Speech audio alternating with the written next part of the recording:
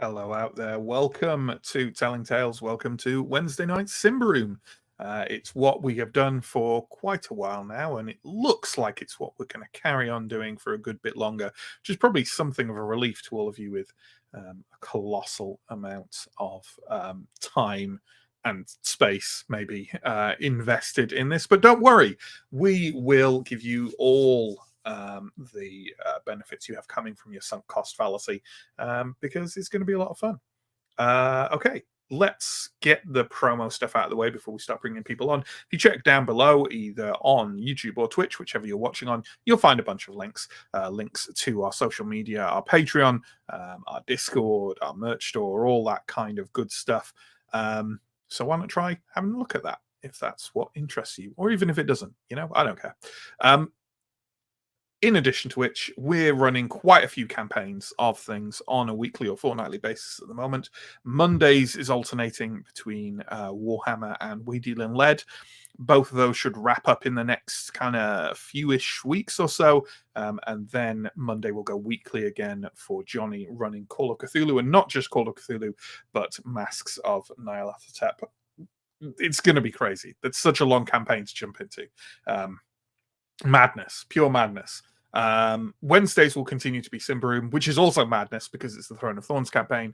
And Thursdays is currently fortnightly Yellow King, which is also a mad campaign to be running. So they'll just be, it's just ridiculous overcommitment on telling tales. That's what we're all about at the moment.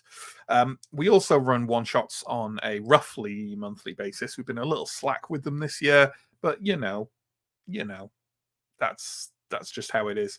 The most recent of which was Cloud Empress, which we ran on Sunday. That's still up on Twitch. I'm sure it is also on YouTube. Check that one out. We had a lot of fun. We don't know quite when the next one shot is coming, but I'm sure it will be before a couple of months have elapsed. Okay, let's start bringing people on with the awareness that I forgot to tell people what order they're coming on in. But since Chris is doing our recap this week, we will start with Chris. Here he is. Chris plays Steo, former infantryman and town guard turned reluctant sellsword. Chris, hello, greetings. How are you? And what's Bred in the Bone all about? That's our story. Oh my God, what a sentence. What's Bred in the Bone, otherwise known as Oh What Tangled Webs We Weave when we go to the east of flippin' Ambria for any reason whatsoever. We were Jobsworth's escorting the Lightbringer de Saba on a speaking tour, which the more Steele thinks of it, the more seems to have been clearly just a slightly safe way to get her to this location, so she could meet up with some of her allies here on what's left of the fractured church of Prios and Ambria. Upon arriving, we found that kind of her main ally in the town, Lombardo. I could be wrong. Umbardo, had been burned to death, along with a witch of the northern tribes people, who had somewhat recently arrived in town. And on top of all this, the High Theurg of the town had also been murdered in their house. Scooby-Doo like we ended up. Oh my God, there's a friend to lunch. Scooby-Doo like we began work on picking the mystery, kind of partially on behest of de Saba, again under the auspices of please don't tell anyone I'm here, and try and be sneaky, even though your party is not built for any kind of sneakiness. And we've worked our way through kind of the clues and the correspondences of these events. As of last week, we had searched through two somewhat related burglaries, where we'd found evidence of just a lot of kind of looking at records, and specifically looking at records relating to another temple in town. Meanwhile, at the death place of the High Theurg, we'd found a note saying that they were probably, well, not saying specifically, but reading between the lines, turns out they were sympathetic to this cult as well. So this got very interesting. I would amend that with it definitely wasn't the place of the High Theurg that you found that. It was Father Lombardo's. Bardo and Bardo. Apologies, yeah. High Theurg was probably definitely not friendly with. Oh, of course, the other way around. Yes, Yes. and this has emerged as well that between Umbardo and the High Theurg, there is very much a ideological rift where one of them is open or at least potentially tacitly participating in polytheism, and the other one seems to be very much, if racist coded, if not completely out there. And that's where we're getting now. And we left last week just on the cusp of actually going to visit the actual temple of the many, of the kind of the old gods of Ambria, as they're being called, or the new gods of Ambria, as the tribesmen are calling them. It's going to be very interesting. Confusingly, this is called the Chapel of the Young Gods, which amazing. That's about it, I think. Let's bring on the other players and see if they agree. We'll start with John. Hello, John. John plays Sir Arendar, last surviving member of the noble house of Dar, and duelist, kind of conscience of the group, and friend to a very nice cat. John, how are you? How's Arendar? And give me your current thinking on what's going on. What's your theory? I'm fine. Aaron is also fine. My theory is largely unformed. It probably that the two most recent deaths are perceived retribution for the death of the first Theurg, partly due to the different methods, and it's just I don't know. They're on different sides. Pretty straightforward notions, just murder and then retribution for murder, that kind of thing you're thinking? Yeah, probably I'm going to say someone not happy with the first Theurgs. Slightly I don't know how to put it. Violent past, maybe enacted revenge, and then probably someone in the church enacted revenge in return, but probably against the wrong people. Who knows? Seems hugely plausible. It does. Okay, let's bring on our third player for the evening. It is Stephen. Stephen plays Elindra, former Templar novice turned enthusiastic thwacker of things with a big sword. I mean, Templar novices do that anyway, but you know. How is Stephen? How is Elindra? And what's your? Are you got any different thinking from Arendar on this? Stephen's fine. Elindra's fine. I think much less mortal peril than we were in a little while back, so that's good. In terms of theories, I think last week, going by the Scooby-Doo logic, I think I suggested Desaber. I'm going to go a bit more in depth this time. I think the murders are Manda, who staged her own death by murdering her twin that we have not yet learned about, and then murdered the others to cover up the fact that she is in fact a big stinky witch. I'm starting to sense some level of sarcasm. I don't know, Matt, is the answer. I haven't formed an opinion yet. Absolutely. But are you gonna, you put me on the spot there. I've got to say something. Sure. Absolutely. All right, let's bring on our final player for tonight, because Mike will not be with us tonight. Let's bring on Sam.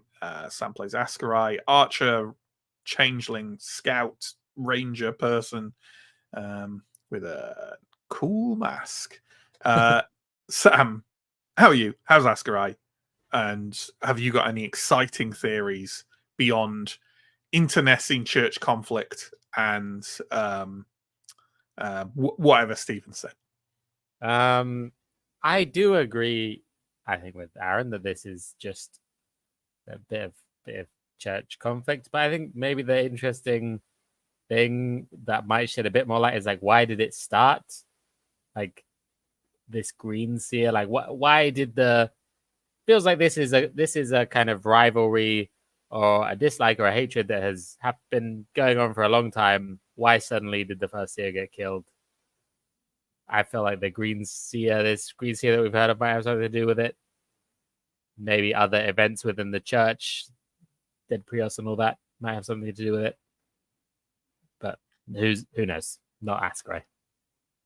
Far be it from me for the second week in a row, and I think it's a different person who called them a green seer this time. Green Weaver is the term. Green Weaver. I think green seer is a thing from A Song of Ice and Fire. Possibly, is that right? I think Maybe. you're right. Green Weaver. Yeah. Green Weaver. Okay.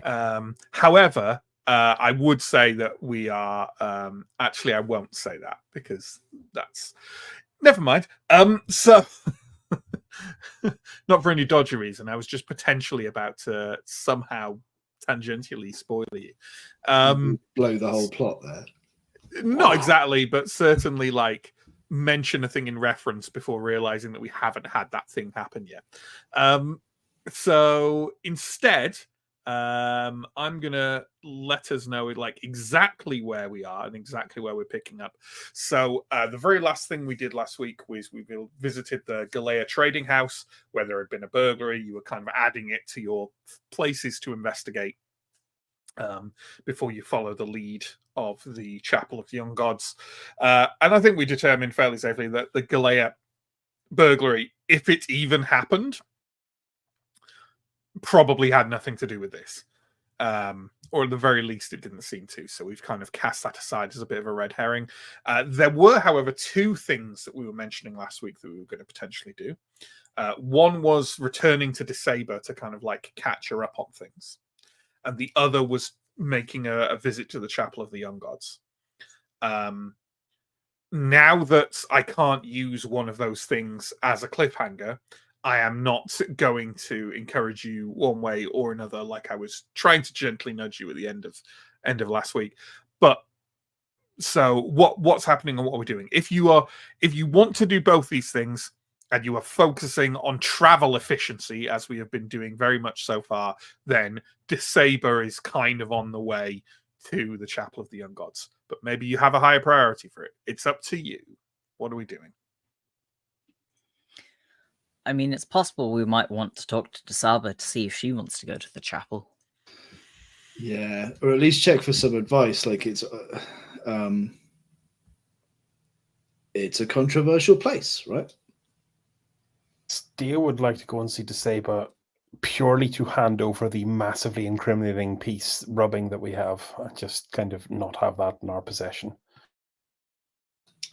Yeah, I suppose his murder is the one that she's primarily interested in, and that potentially provides pretty strong motive. So yeah, okay. I think Desaber. Yeah. Okay. Okay, so you head back to I believe it's called the Weary Legs, which is by the river crossing on the rambunctious River Doodrum. Obviously, it's just a matter of hours later. All kind of your caravan is still there. Everyone is, in the immediate area. You find yourselves heading in and at the like up the stairs and round to where Desaber's room is in the kind of eaves of the inn. You see Fenring stood outside her door. He kind of indicates his head to you as you approach and says, Is it something of some urgency? I believe the Lightbringer is asleep.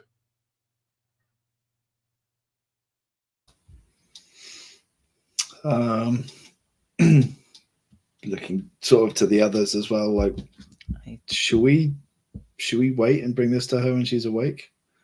Some of it's potentially sensitive. We should not waste too much more time. Let's put it in an envelope and leave it with this one. Okay. I will gladly give it to the Lightbringer when she awakes. May I at least know the provenance so I can tell her where this thing was found? It was found in Umbardo's house. Who I hear is no longer with us. Correct. He takes the paper and places it in an envelope and folds it several times and literally slips it under the front of his armor. We've followed a number of other leads. Those are best discussed at a time that's convenient for the Lightbringer. We don't have physical evidence of those things, but I think this is the thing that she's most likely to be interested in, and should give her a pretty clear idea of what we're thinking about in terms of our next steps to investigate. Very well. Well, I will tell her as soon as she wakes up. I'm sure it will not be too long. She usually does not sleep any more than a couple of hours at a time. Well, good luck with the rest of your seeking of the truth. Thank you. Okay. Something I should probably flag up as well as we're going. Sam and Chris, you don't have a kind of troop play character, unlike Stephen and John. Does one of you want to take Anton for the evening? Can do. Yep. Sure. I believe Mike posted his character sheet a little scroll way up. So, cool. Okay, you leave the inn and head along the riverside to where you can kind of go up on the hillside towards Barbarian Town. You do so. It's, we're probably reaching. I can't remember exactly when I said we were last time, but I imagine we're like kind of mid-afternoonish now, or kind of approaching mid-afternoon, right? That sounds about right. And you head through the streets of Barbarian Town. It's exactly as it was before. There's a lot of people around. People are having a fairly good time. People are preparing for festivities rather than engaging directly in them. For the most part, but you see that a couple of sort of street theatre performances have started. People have started selling a lot more food on the street now, kind of little stalls and stuff. Before they were all mostly being prepared, but now they're all opening all across the streetways. And as you walk past these and the flood of pleasant smells, you find yourselves standing in front of, as I've said, Barbarian Town is mostly kind of like Vajvod made kind of like log houses with kind of sod roofs. And there's quite a lot of ruins as well, still poking out of the ground. Some of them have been turned into new buildings and some of them just kind of left alone. There are very few buildings out here that look like they're made by Ambrian hands, but you find yourself looking at one of them. The building that is apparently the Chapel of the Young Gods. It's a couple of stories high. Uh-oh.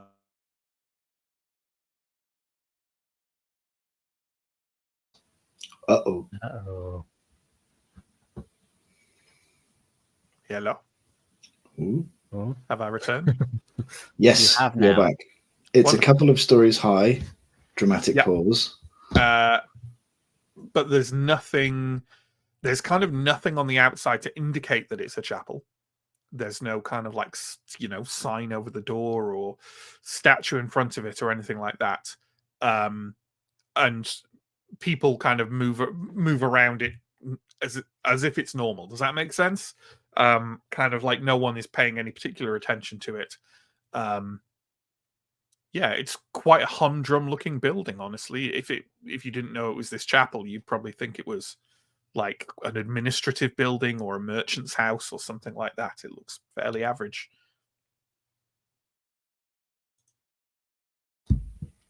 Okay. Guess we're going in. Yeah. We Pick your favorite god. Prios is cheating. know. We know that this place has being observed? You're Do we worried. want to disguise ourselves? I'll shoot Aaron a bit of a look. I will look down at Farron. We're not One might traditionally very good argue at this. that the time, you know what I'm going to do? I believe this so much, I'm going to do it in character. Father Anton says, I fear that perhaps if we wish to approach this chapel in disguise, the time to don our disguises may now be quite long past. We're not here as believers in the Temple of Many. At least you're not.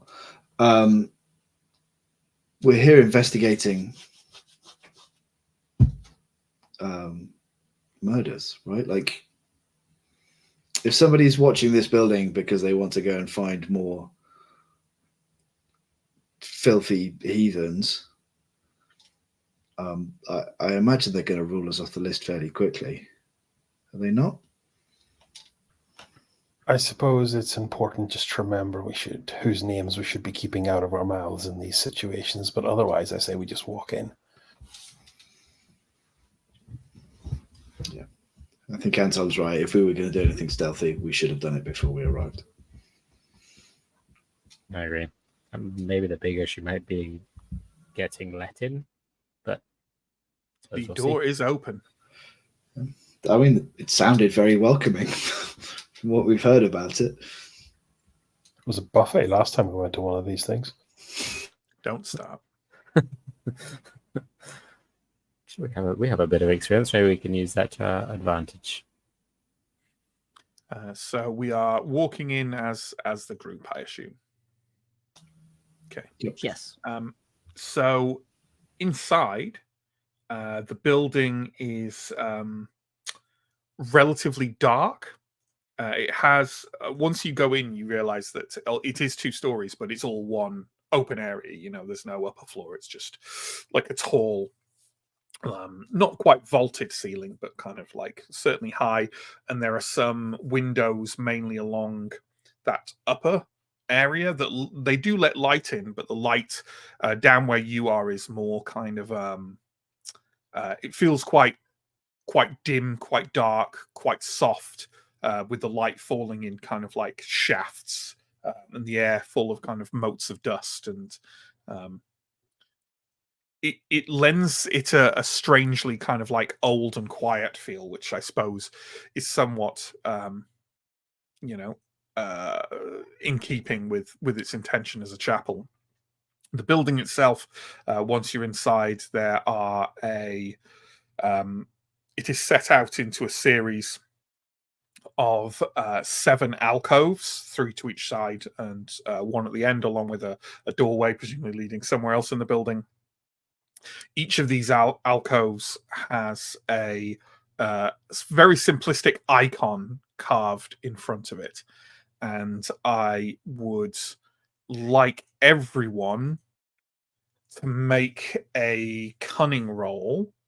You can take, if you have been with us since Castor, you can take a plus 4. And if you haven't, you've still been to some other places, and you can take a plus 2. Cunning roll. Thumbs up if you make it. I just made it. Asker didn't, but Han Tom did. Okay, so Ascarai clearly wasn't paying attention to the icons in the Temple of the Many in Castor. Everyone who's been to Castor recognizes these icons as the same ones. Quite nicer versions of the ones from Castor. And also anyone who succeeded in... everyone who succeeded will also specifically recognize 2 of them. One of them, which is the one immediately to your left as you come in, is an icon of the young god known as the Life Giver, aka Prios, or the former version of Prios. And there is also the icon just one over, like the second to your left from where you enter, which is known as the Earth Mother, who you recognize from Earthmoor. There are a number of icons of the Earth Mother around Earthmoor when you visited there. In terms of who else is in there, there are a few visitors at the chapel in different sort of alcoves. Each of the alcove also seems to have a kind of a good lord attendant in there. Noticeably, there is quite a tall Vajvod woman kind of in the center of the chapel, who seems to be primarily talking to and consoling a tall and handsome barbarian man who is crying and sniffing himself into a shaking mess. And there's a couple of other visitors as well. If you're interested, they're in the alcoves of the hostess and the executioner. As you walk in, the tall Vajvod woman consoling the man looks up at you with a sudden glance of visible fear. Particularly her eyes flick to Father Anton. And then when she kind of takes in maybe the slightly more ramshackle nature of you, especially things like Therin and Ascarai, she visibly relaxes and welcomes you with a kind of curious nod. However, she doesn't come over to you. She still seems to be attempting to comfort the crying man.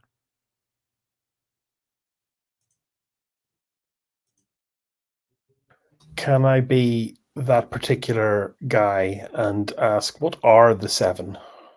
Who is our rogues gallery, or what are the 3 we haven't mentioned? Well, I guess that's a question. I did think, well, should I mention the hostess and the executioner? I don't know if we've, like, Anton will know. Did we pay enough attention in the Temple of the Many to know the different names of them? I don't know. I think although it was before my time on the stream, Elindra would know. The way she met the rest of the party was in Castor before they travelled to yes, that's true. Thistlehold, having basically sought refuge in the Temple of Many after being kicked out. Right. Of the yeah. So like these are, in Elindra's mind, these are kind of her people. Well, if she has an active interest, then you know what? If Steo will ask, Elindra will say. I'll do that. Go. From the left round, you have the Life Giver, the Earth Mother, the Executioner. Dead ahead, you have the Pathfinder, then the Wildling, the Guardian, and the Hostess. And I don't have the notes on me for a full theological write-up of those just now. But Same. I wish I had known which one my Mima worshipped. Who? My granny. Absolutely would have, yeah. Yeah, I mean, Steo's like nearly 70, right? Yep. Yeah. It's work that, remember our timelines, like Prios has only been, like, the Church of Prios is this monolithic entity, has only been around about 30 to 40 years.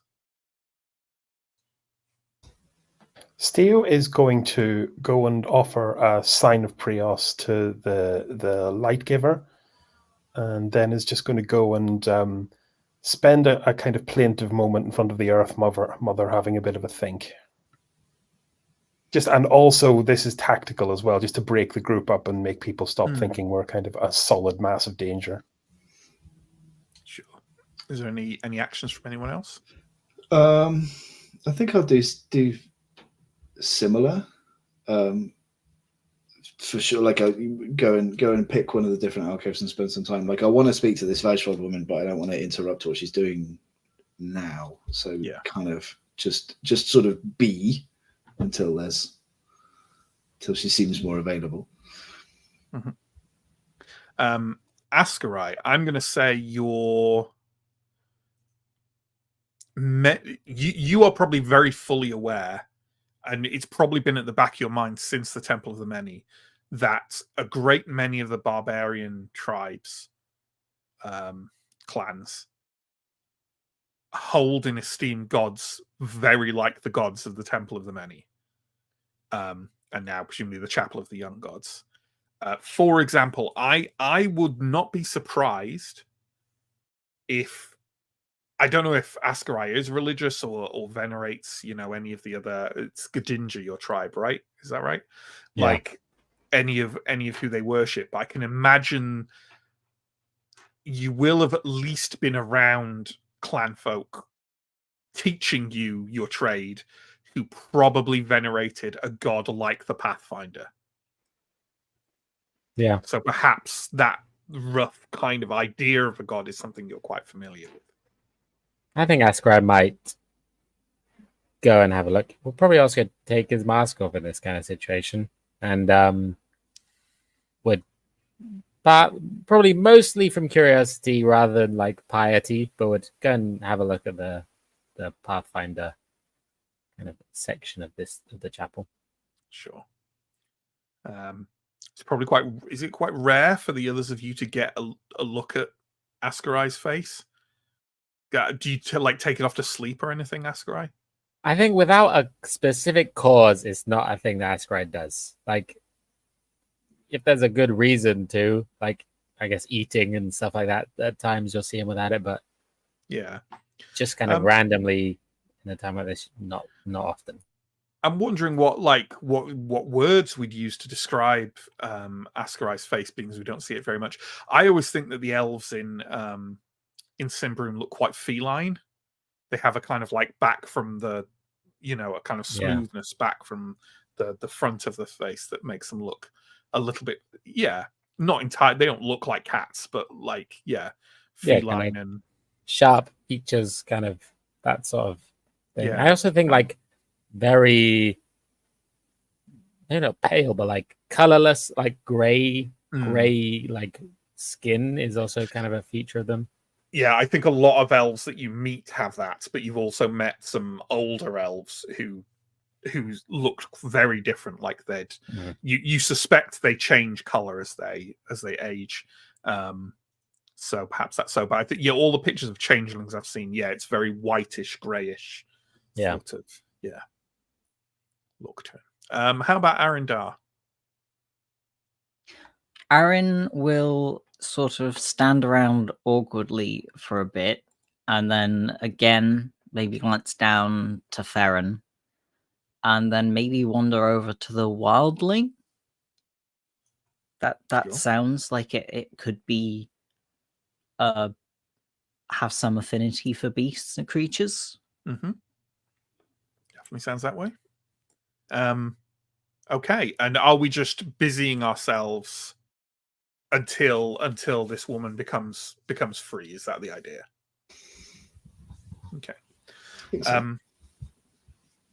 Well then, whereabouts are they standing again? Basically in the center of the chapel, and it's it's a fair space. It's not small. Would it be possible to try and overhear them? Yes, although they're talking, it's very quiet, but there's a fair bit of noise outside, but they are also talking in very hushed tones. So why don't you give me a vigilant roll at let's call it a -3. Okay, so I'm aiming for a 2 or lower. I do not get a 2 or lower. Yeah, you can't hear what they're talking about. But otherwise we're waiting, right? Okay. They're talking for quite a while. They're talking for maybe 15 or 20 minutes or so. The tall barbarian warrior, he's clearly a warrior. He's wearing kind of like pieces of what do they call it? Crow armor, the kind of patchwork armor, and he has like a large blade strapped to his back.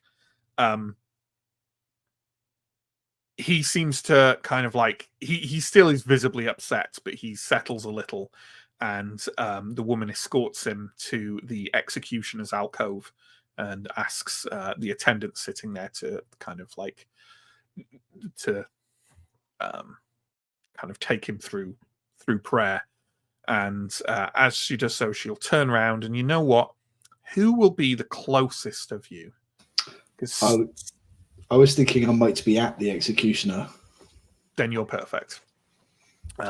She will turn to you, Elindra, and incline her head and says, I am mistress of the chapel here. My name is Torga. I have not seen you here before, friend. May I help you? I hope so. You've not seen us here before. We haven't been here before. It's lovely.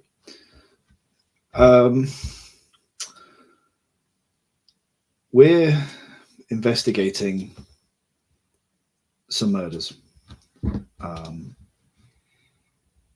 There's no better way of putting that. Of people that we think may have visited here and been part of the congregation. I see. We're trying to see whether those deaths might be related in some way to their visiting here. You forgive my impertinence, but I'm almost certain you speak of Yarmar and Father Umbardo. Correct. You think that they may have been killed because they came here?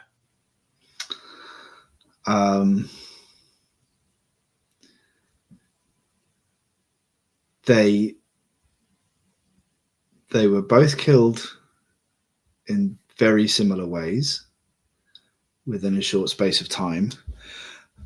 We know that Yarmar came here. We know that Umbardo came here with a friend who I assume was Yarmar, and had been writing about his experiences here. Presumably for a Theurg, that might have been an unusual thing to do, and it's certainly the case that there were other local members of the Church of Prios who would have taken a dim view on him coming here. So I confess, the thought had crossed my mind regarding Father Umbardo. I do not know why a witch would have been targeted for. not, You don't. Yeah. I'm sorry. Are you? Has anyone else kind of joined in this conversation at all? Arendar, you will have been very close, as will Askarai. All of you, actually. You're kind of all in the areas quite near. I presume that people can have drifted over if they wanted to, and that wouldn't be too alarming because she saw us. And Tom is certainly stood behind you, kind of nodding to back up the things you're saying. I'm sorry. So you have all come here together. Perhaps I am misinterpreting. Are you saying that perhaps Yarmar and Umbardo were targeted because they came here? And is that to imply that perhaps other members of my congregation are in danger? We don't know anything for certain, but it's a thought that comes up when we've seen the evidence that we've seen so far. It sounds like it's crossed your mind too.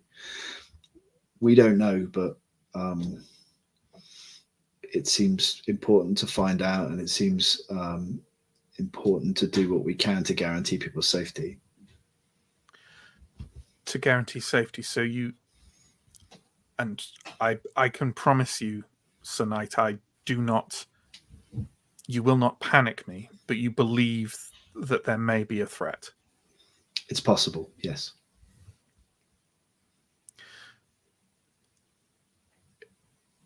Please, could you all wait a moment? Of course. She turns around and walks through the doorway next to the Pathfinder's alcove and vanishes from view. It's all very silent in the chapel, other than the sobs of the barbarian man in the executioner's alcove. Steel will take this opportunity to rejoin the group. Why do you think she was so scared when we came in? I think she saw Father Anton. I think when obviously Ambrian people walk in here, the reaction is likely to depend a lot on how many of them there are and the manner in which they walk in. And it pains me to say it, but whether they are wearing the robes of the Curia. Yes. You're clearly not the first Theo to walk through these doors, Father Anton, but even so. And we know what happened to the last one. Precisely. But then strange that she needed our confirmation that there's some sort of threat. Felt like she must be well aware. It sounds like she was thinking along those lines, but perhaps hadn't made the connection or hadn't considered it with the kind of seriousness that we are. Sometimes a threat does not seem real unless others confirm it to you. Yeah. Nothing's happened here, as far as I'm aware. No one's attacked this place. Steel has a look commonly associated with paranoia on his face, and takes a moment to conceal his offhand dagger, which is very rarely used, but is on my equipment list. I forgot about that dagger.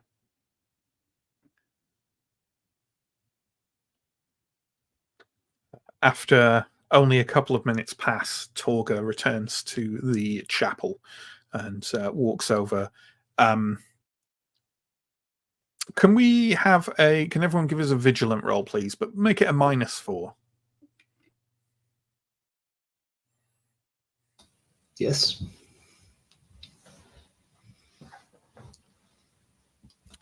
How's Steo doing? I don't think so. Almost certainly not. Okay. Well, you know what? Elindra was the one who started talking to us and therefore has got a bit of a better read on us. That kind of makes sense. She's walking over very calmly, but this is a woman under a lot of stress right in this moment. She walks over and says, I wonder if I could beg your indulgences, please, all of you, to follow me. Okay. Of course. She go on.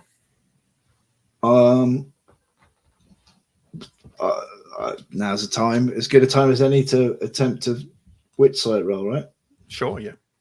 Just on her, I want to just get a sense of like what she's like. Let's have a look. It's vigilant. It's vigilant modified by her discreet, so I don't know. I rolled a 20. I don't have stats for her, so okay. I rolled a 20, so that's a no or a spectacular no. No worries. Yeah, you can't get a read on her. Okay. You head alongside her through the door at the back of the chapel. You can see that there are a couple of other rooms back here. One looks like maybe a little bedroom, and another like a sort of common room. But she doesn't lead you to those. She leads you to a set of stone steps leading down into a basement. And she leads you along there, a short corridor with one door on the side of it, a fairly hefty looking wooden door, which she kind of opens and sort of indicates for you to all go through. Go in. Okay. Can't help but feel like the last time we went to the cellar underneath a place of worship was where DeSaber kept all of the corrupted, yeah, creatures under Thistlehold. Well, that's not the case here, or at least not immediately so. You emerge into a fairly large cellar space. It has kind of like a window at the top of it to let some light through, and it's like it clearly at some point has been a storage space. It's not very fancy, but right now it's also a living space because there is a small cot. There is a like a bedside table with some scrolls on it. There's a chair. But there's also a number of storage boxes over on one side. Torga closes the door behind you, but there's no sound of kind of like a bolt or anything like that. She's just set it to. And you hear her footsteps walking away. In the shadows in the corner of the room, a woman stands up from one of the chairs. She is maybe 60-ish years old and has kind of like bound grey dreadlocks and the quite distinctive robes and decorations of a woman from Clan Karahar. She, after standing to her feet, Father Anton says, "I know you. We have met." In a manner of speaking. She nods slowly and says, in quite broken Ambrian, but in a clear and steady voice, "It was I who took the priestess's life."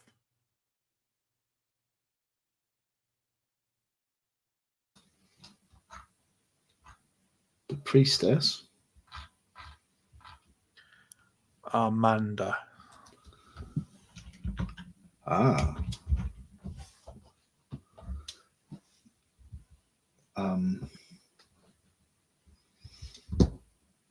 And why, though? What was her crime? What was her crime?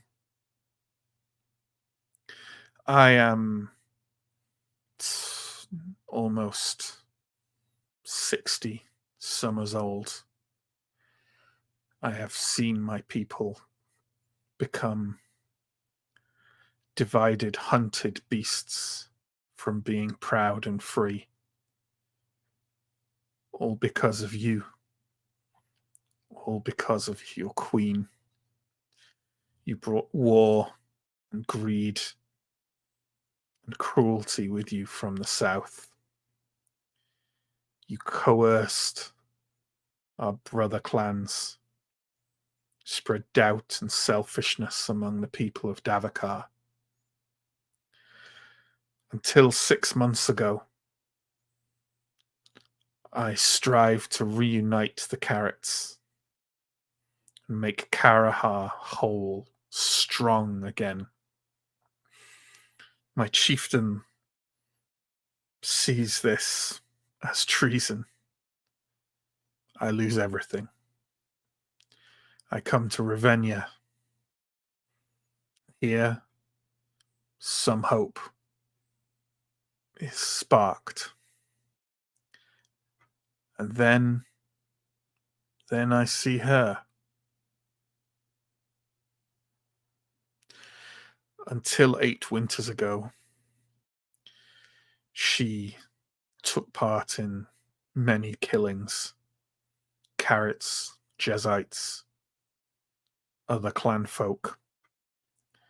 In her hunt for those who the sun god has declared evil, heretic, taboo. Even after your queen won dominion over the plains. 2 months ago, I see her. She has to pay those crimes.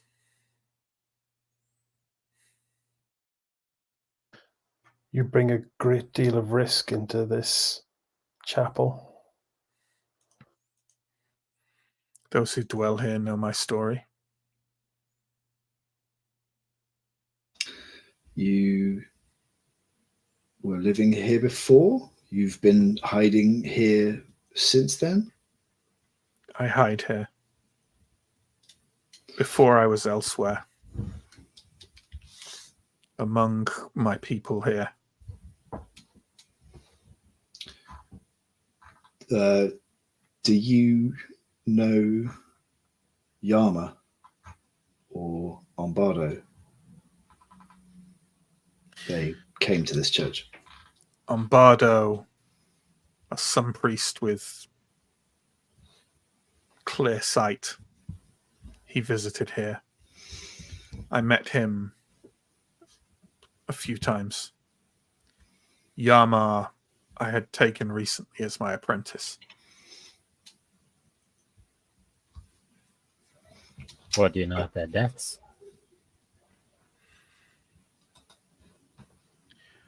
I know they died in fire. What does that tell you? Retribution? Maybe.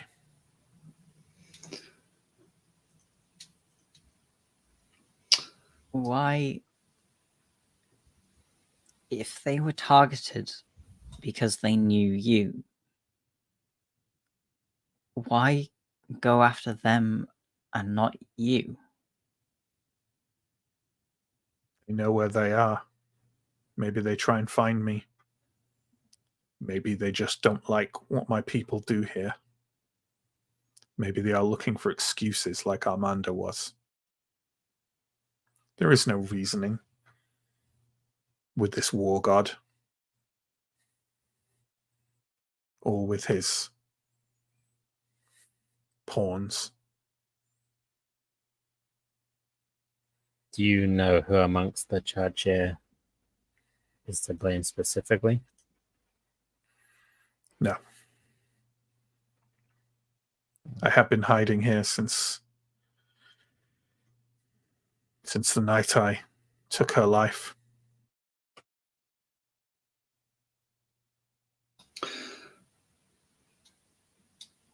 So you are a green weaver, is that right? Yes. Forgive my Ambrian ignorance. What does a green weaver do? What is your speciality?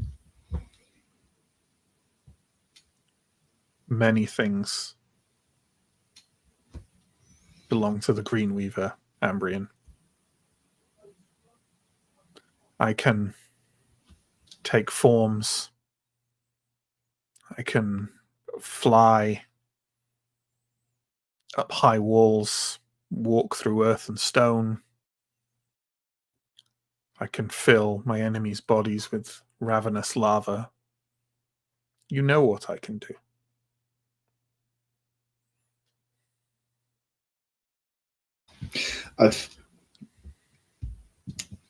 I'm aware of some of what you can do. I just wasn't sure. It's a word that has been used, but that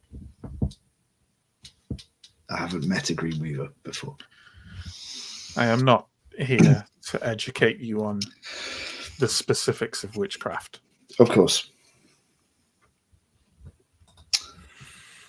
May I ask,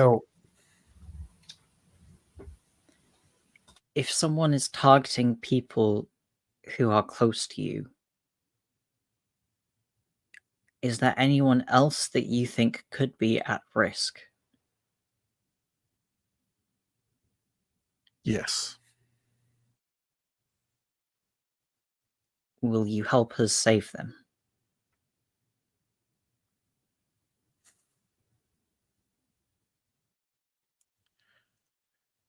She opens her mouth to reply, and you hear a commotion followed by a scream above in the chapel.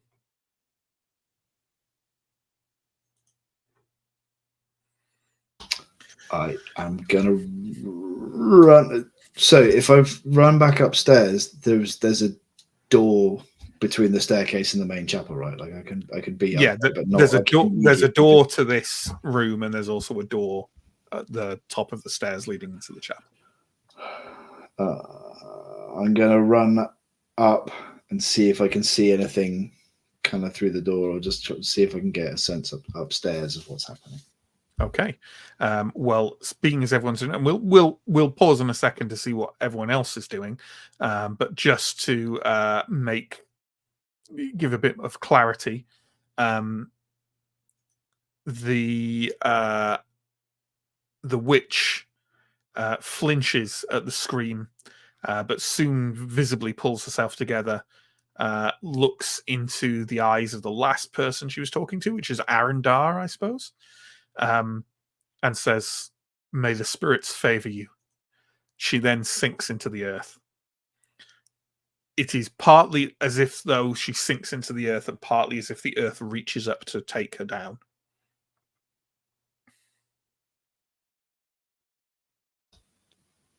And also you, I say to the empty space where she was. So Elindra has started running back upstairs. I assume accompanied by Revelia. Steo, Aaron seems to be kind of like, well, Aaron said something, so that can take care of Aaron for now. Steo and Askarai, what are your reactions? I am following right behind Elindra because I have a lot of first aid skill, which might help in the event of a non-fatal stabbing. Hope springs eternal. How about you, Askarai? I think Askar is going to follow. As he's following, he will ask Anton, "How do you know this person?" Anton, who will follow behind you, glances over at you quickly and says, "The last time I was here, she was in the Duke's audience chamber."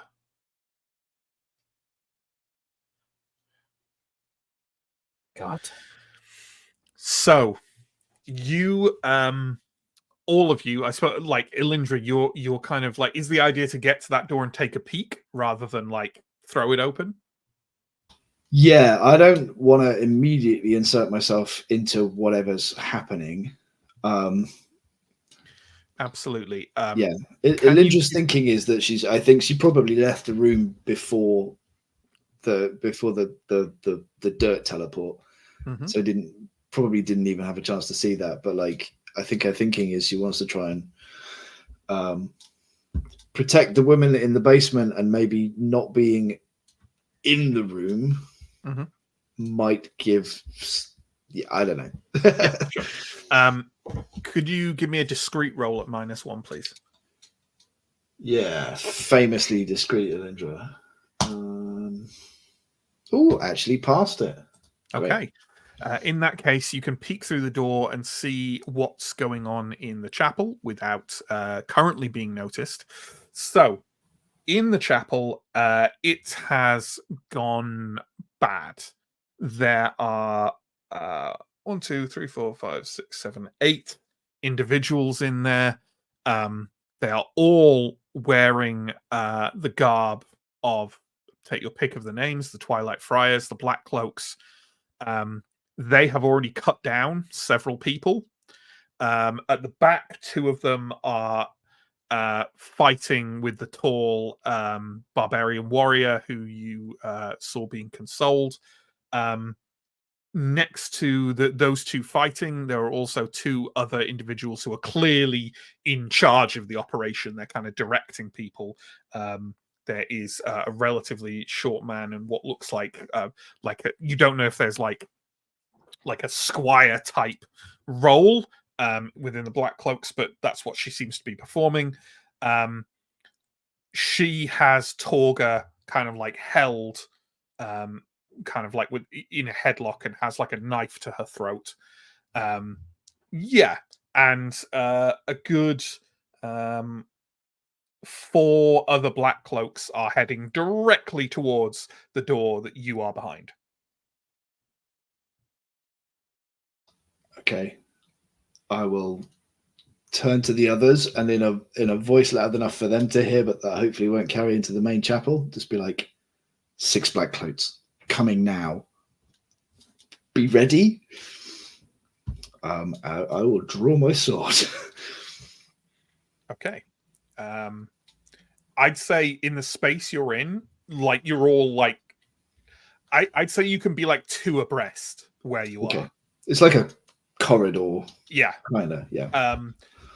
So I guess the question is, they're coming towards the door. How do you want to fight them?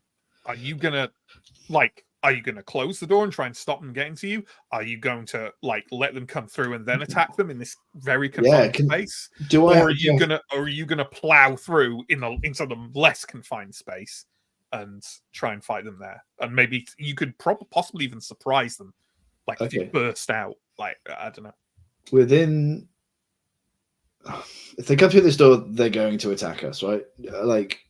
I mean, do I have the means? Everyone else? Yeah. Do I have the means to hand to like bolt, seal, jam this door? I mean, I don't know. Do you? Well, I don't know. Like, does it have a bolt on the back? Is there a chair not. I can put against it? It does not have a bolt. There is probably a chair in the bedroom nearby, but it's not like a big chair, and by the time you run and get it and then come back and wedge it, they're about 3 meters away from you right now. Okay. And this door opens inwards towards us. It opens both ways. It opens both ways. Okay, then I'm going to wait until they're near the door, and I'm going to try and time it right, and essentially kick the door open in their faces and be right out at them. Kind of ambush them, as it were. Okay. We might yet be able to get out of this without too much bloodshed, Lindra. Okay. Says Steo as Lindra kicks the door open. Can you give me? Yeah, there is no time for a conference. The reason I'm asking Stephen is because Elindra is the one in the front. Yeah, like Elindra is making the choice. There's nothing else for it. She doesn't want to have a fight with the Black Cloaks, but in the few seconds available, didn't come up with an alternative. Can you give me a quick roll, please, at +5? Sure thing. Let's see. Quick is 13, so I need an 18 or less. That's a 5. So yes, success. Okay, so you basically, I think you said you kick the door open and just come out. I'm assuming just come out swinging. Yeah, hit them with the door, and then the element of surprise, and then a sword. Okay. I'm going to say then that you get a free attack on, for you, a free attack is 2 free attacks, basically, right? Because you have the long thing. Yes. So the one in front of you, we can engage with them. Can you give me an attack, please, at a -4? Yeah, so let's see, 13 -4 is a 9. I get a 1. Well, there we go. So with that in mind, that is a perfect hit. So give me a damage roll and add a +1d6 to it, please. Gosh, so that's the sword. Would I have time? Would I have had time to do Revenant Strike before this, or is it an action? It's yes. Then no. Okay. Cool. Then it's D12 plus D4 plus D6 plus 1. Whoo, boy. 23. Okay. No, hang on. No, sorry, that's nonsense. That's the wrong dice. 20. Oh, shit then. Yeah, you basically these Black Cloaks are kind of like I said, they've cut down most of the people in the room. Really, the only ones you can still see standing, if not maybe alive, you don't know if some of the others are alive but wounded, is Torga being held and the large barbarian warrior who is not really holding his own, but certainly holding them off, a couple of them off. The rest of them kind of coming towards this door. They all have their blades out. You kick the door open and one of them kind of like staggers back an inch and the door kind of like crosses within a millimeter of his face, and he kind of lurches back and then lurches forward again to like leap towards you, and you bring your sword down and bisect him from shoulder to groin. With a great rush of gore and blood, the floor all around this doorway suddenly becomes slick, treacherous footing, and the rest of the black cloaks kind of cry out in alarm and kind of scatter backwards away from you, kind of trying to separate out. The like 3 of them who were coming towards you separate out a bit more, and now we are in initiative order. John, can you add black cloaks, please? At God, how does this work? Quick and then vigilant, right? Yep. Unless they have an ability that changes it. It does not.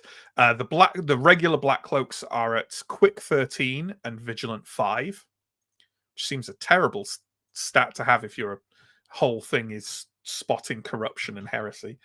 And there's also, well, let's separate. Oh God, pardon me. Let's separate out the 2 names via seniority, shall we? So let's have the black cloaks as that, and then let's list the other 2 as Twilight Friars. And they are at quick 13 and vigilant 11, so a fair bit more.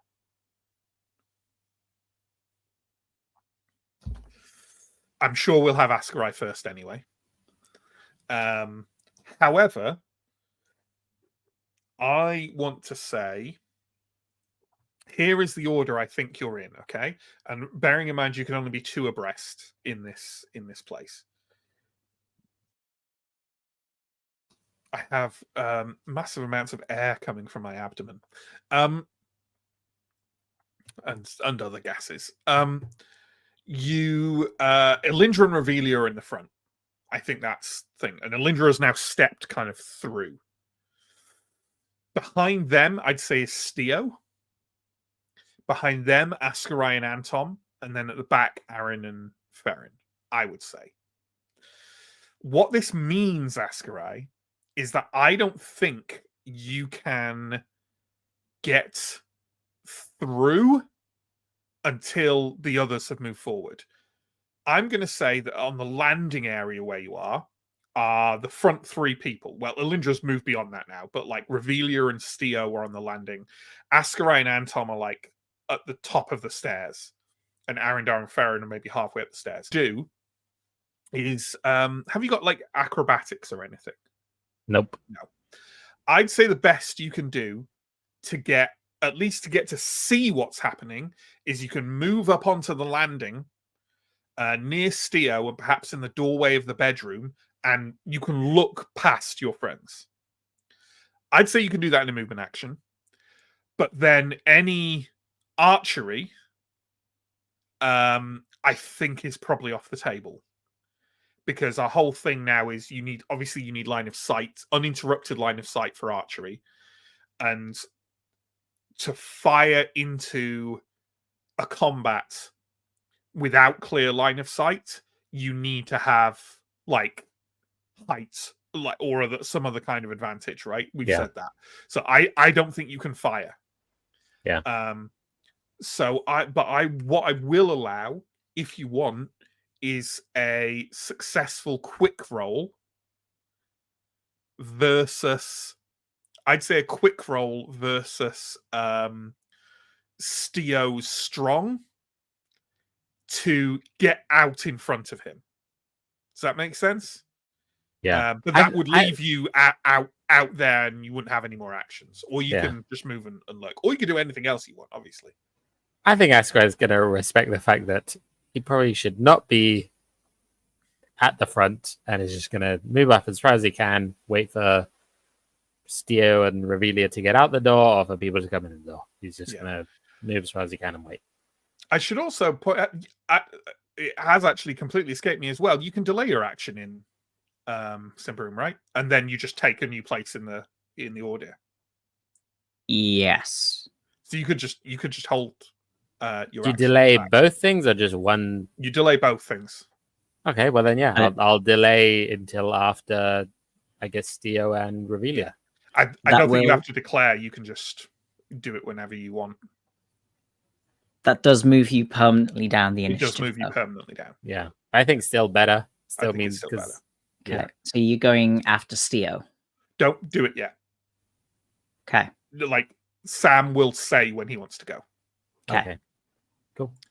Okay, it's the Twilight Friars next. The two of them at the back. One of them, the one holding Torga,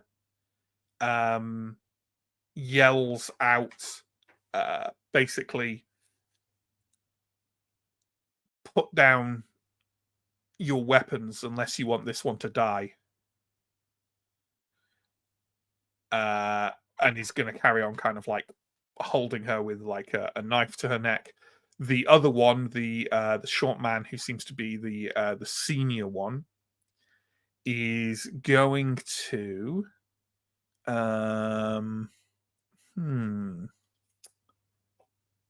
yes. Is no, that doesn't make any sense. Let me just check something quickly.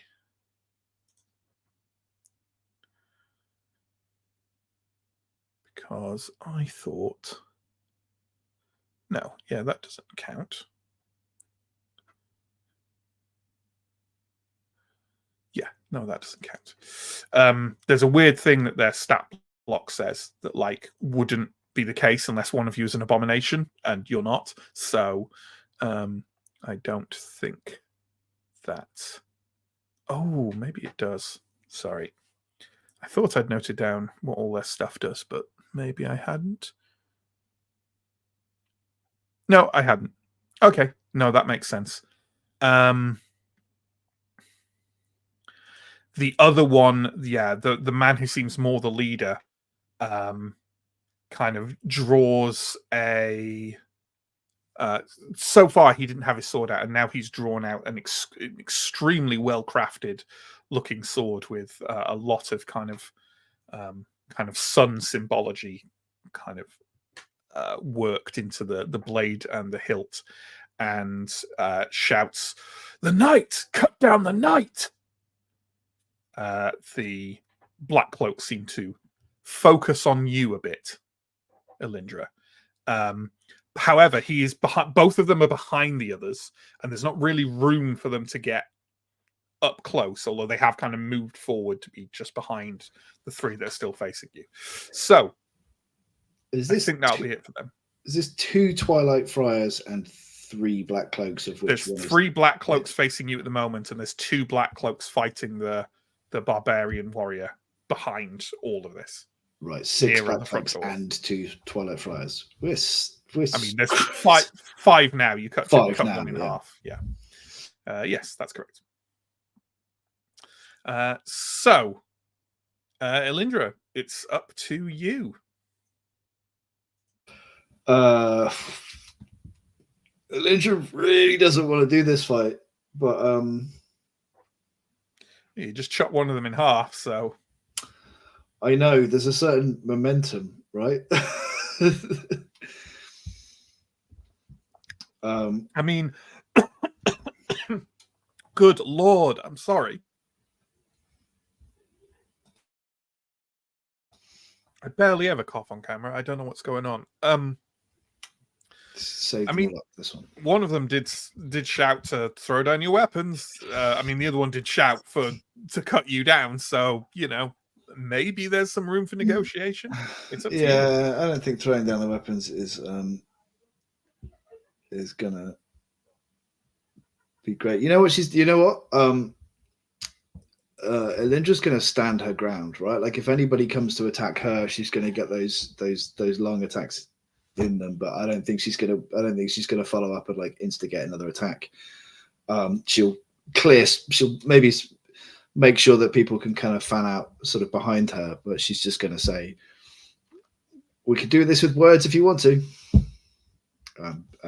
but stay kind of planted and stay holding her sword. You're on mute. You're on mute. Is that essentially, in mechanical terms, are you also delaying your action? Yeah, I suppose so, yeah. And I presume that Revelia will follow Elindra's lead as well. She's not going to. Actually, if you're going to say something, I don't think you can. Okay. But Cool. you'd still get your free attack from. I am fine with keep staying in the turn order and for my action to be standing and talking. Okay, but if they engage you, you're still going to get that free attack. So, Revelia, is she going to? I think she tends to follow Elindra's lead with these things. I think she's. Mm-hmm. So yeah, she. I guess she won't say anything, so I guess she can delay her turn. Yeah. Is Revelia? Okay, so Revelia delays her turn. Is she? How is she paced out from you a bit, or is she stood by your side to fight alongside you? I think we'd come out together. Okay, no problem. Farron, I'm going to say that Farron can get out there if Farron wants to, John, because scamper between people's legs.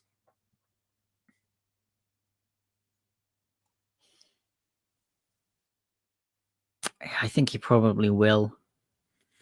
Okay.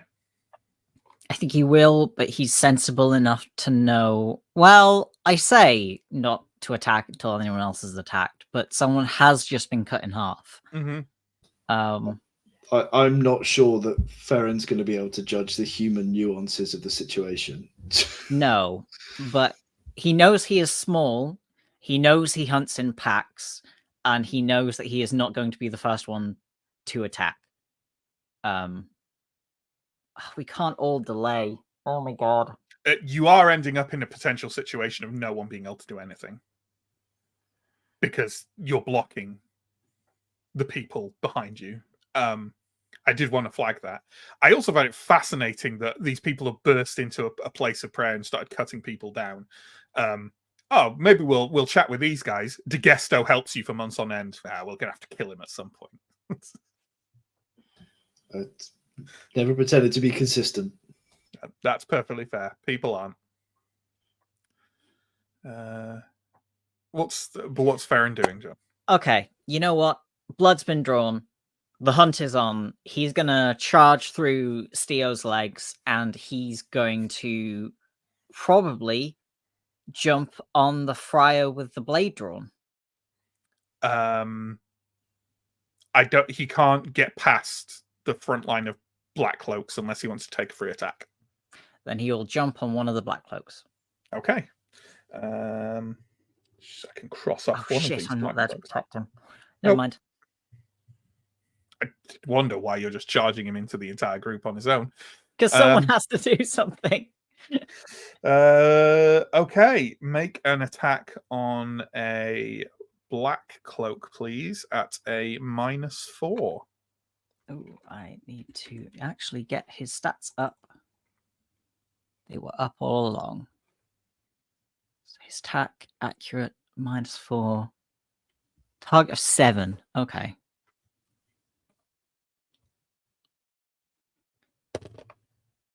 He succeeds. Okay, and how much damage does he do?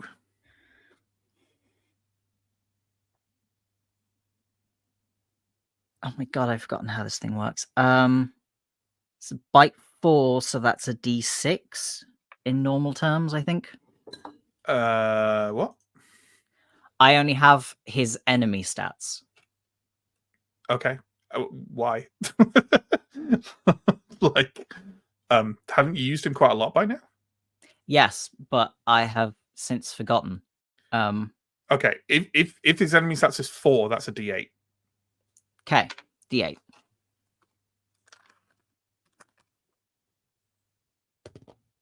That's a 3.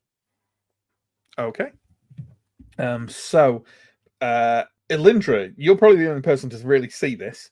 But Farron kind of runs out between you and Revelia, leaps on the kind of leftmost black cloak and sort of slightly savages them around the collar and the face, and they kind of move back. They've just got kind of a rake of blood across their cheek. It doesn't look particularly vicious and wounding, but certainly the cat seems to not be waiting.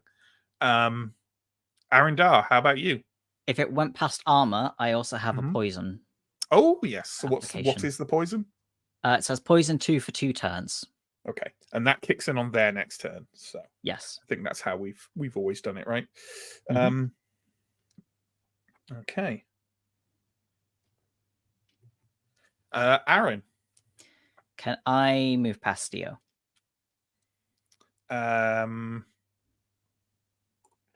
Yes, because Revelia has now moved. So I'm going to say yes. You can move. Well, you were alongside. Yeah, so you can engage if you want. Yeah. Yeah. Okay. I will move up. I will engage the black cloak Mhm. that Farron has jumped on, but I won't immediately attack. Okay, but you are engaged with them. Yes. Okay. All right. And now it's the Black Cloak's turn to go. So, I mean, they're gonna, yeah. You haven't put your weapons down, and a cat has attacked, and also one of them just shouted to cut down the night. So I don't think they're particularly going to not go with that. They're black cloaks. I think much like Templars, they've been trained into not messing about with these things, right? Yeah, exactly. So let's start with Arendar's turn. The black cloak that's engaged with you and Ferrin is going to attack you, I think. I think they'd attack you rather than Ferrin. And first things first. So flanking only makes a difference. Yeah, flanking only makes a difference for your attack on them, right? So Ferrin's presence doesn't particularly matter right now.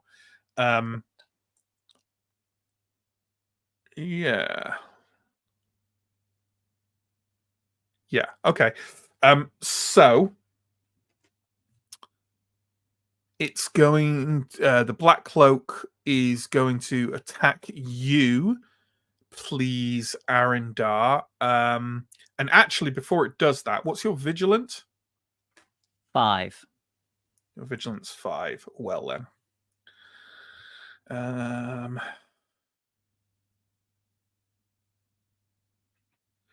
I don't think he could technically lose this. No. But that's fine. Okay. The Black Cloak has Feint. It basically, unless you can defend against their discreet with your vigilance, they're basically going to get 2 attacks on you. That's how that works. Okay. So this first one is going to be. Can you roll your defense at a -6, please? -6 is 14, so a target of 8. Mhm. Fail. Okay.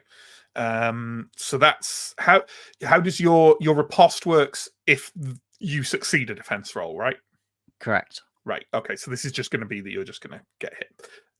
Can you please roll your armor? D8. That was an 8 plus 1, so 9. Okay. Yeah, their fencing sword kind of slashes at you and leaves a trace across the front of your thick leathers, but does no actual damage. Could you give another defense roll at -6, please? 6. Hit, as in I rolled exactly what I needed. So 8 versus 8. So success. Okay. Okay, so you get to use your riposte. Are you going to? Yes. That is unless it's a -9 modifier. It's that is a -4. It's a success. Okay. I'm going to make a roll for their acrobatics. Ooh. Don't know why you're saying ooh. You hate this. I do. Oh, black cloaks, man. Yeah. Can you roll damage and apply it to Ferrin, please? No.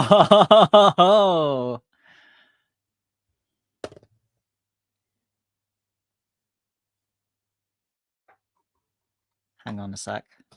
Is this about to go with John Wick? Fuck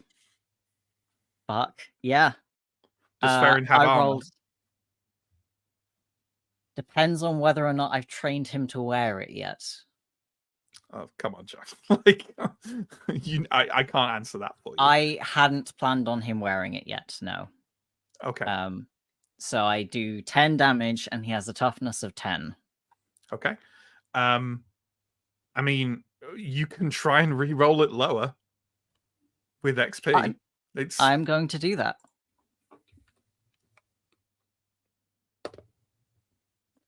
Four. Well, that's better, right? What's his pain Much better. threshold? 4. Okay, so it's got to beat that. So, Yeah. Yeah, the black cloak like deftly whips his cape around and redirects your saber, and it glances, leaving a deep slash across Ferrin's side. Ferrin is not happy and lets you know it with a loud yowl. It's our favorite ability to fight against, folks. The other two black cloaks are both going to engage Elindra and Revelia. Cool. Right, so Elindra gets her on engagement attack first then, right? Mm-hmm. And you only have the one, right? You have like one per round, is that correct? No, I now have all enemies that come within melee range. Okay. So you just don't have the fend off thing that Steo has. Yes, I've got another thing that can do a pushback, but it's different. Yeah. You've got adept in whatever it's called, polearm fighting or whatever. Yeah, I'm adept in polearm and adept in two-handed finesse as well, which is okay. Well, let's take the first black cloak. Okay, just a straight attack. -4. -4. I need a 9. I got a 9, so that's a hit. Okay. So Let damage. me wait. Oh. Well, let me see if they do the same thing.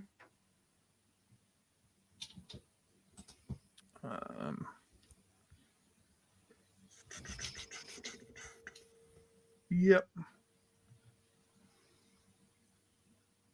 What does yep mean in this context? I was just checking something, but I still have to make the roll. That is a success. Can you do your damage to Revelia, please? Oh, joy. Okay. Let's have a look. Well, damage is D12 plus D4 plus 1. 15. So Revelia's got to do a defense roll against that? No defense roll. No defense roll? No defense roll. Okay, just an armor roll. I don't think so. Hang on. Yeah. The opponent cannot defend against the attack, but they had to make a successful roll against quick, which they did. So it's just an armor roll. Right. Oh, well, don't your blows ignore armor? No. Do they not? Okay. No, that would be cool. But in this situation, that's two-handed force at master, maybe. Yeah, I don't have. Oh, yeah, no, it's just no. Okay, so Revelia's rolling D8 damage from chainmail. 7. And that's pretty good. Yeah, well, I did 15. So that's 8 damage. Oof. Okay. I'm guessing that's over her pain threshold. That is her pain threshold. So. Oh, right. So it's not then. It almost might have been preferable for it to be, so you could knock her prone. But there we go. Then she's not a target, right? But yeah, the dice did what they did. They did what they did. The black cloak kind of comes, as I say, comes forward. You give a huge sweeping slash, and the black cloak kind of tips the top of their body down and reaches up with their elbow and kind of literally just pushes your blade. It swings around, crunches through the top of Revelia's shield, and kind of it beds itself deep into one arm. She gives a kind of howl of pain. Do you want to take your other free attack against the other black cloak? I mean, no, but I'm going to. Okay. Go ahead and roll for it. Okay, that's a hit. Okay. It was a -4, yeah? Yeah. Is this against a different black cloak? Yeah. Yes. Ah.